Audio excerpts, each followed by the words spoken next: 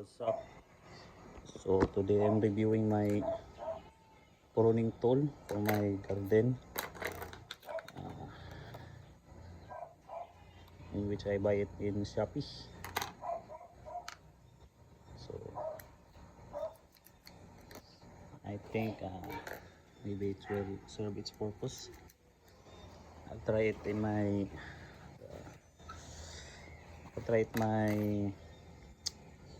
mulberry. So it's quite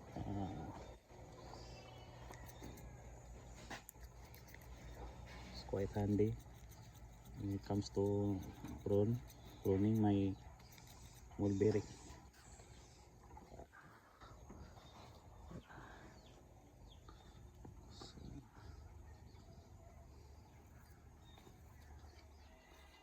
Yes. Okay. So it's quite sharp. Let's try another. Like this one.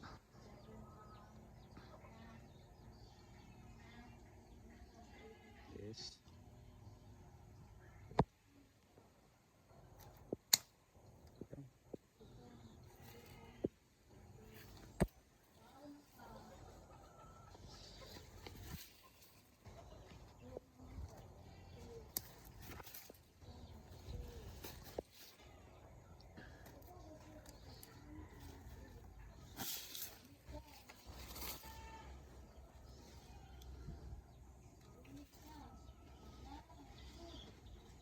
Yeah.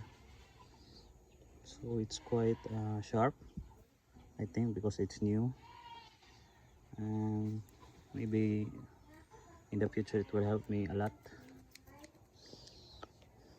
So today I will prune my mulberry trees using this pruning tool. I'll try the another one.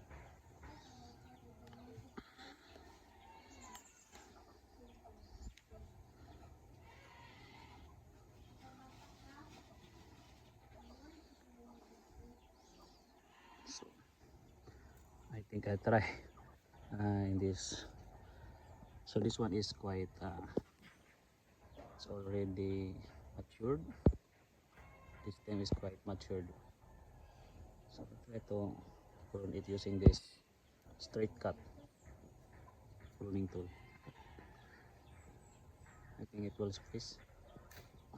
So okay, not really a good tool for this kind of job. Maybe it's for like this one, small vines. I think it's for small vines. Yeah, this there are small vines here. It's weeding in my mulberry tree. So not quite sure if it's effective, but I think it's part of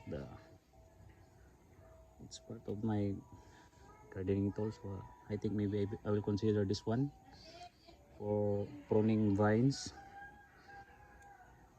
Then I'll try the I'll try the other one, the what you call this,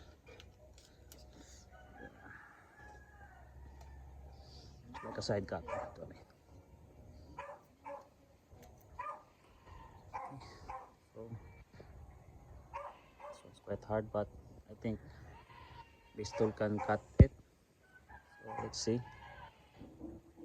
Okay, so this one is for design for big branch or stem, and the other one is for vines, but you can actually cut like this one. It's black, it's plastic. Okay,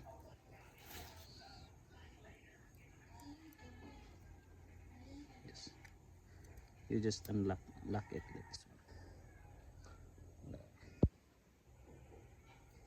You can see it's a lock, it's the lock here. It's how to use this tool on how to lock it. Then you unlock it, then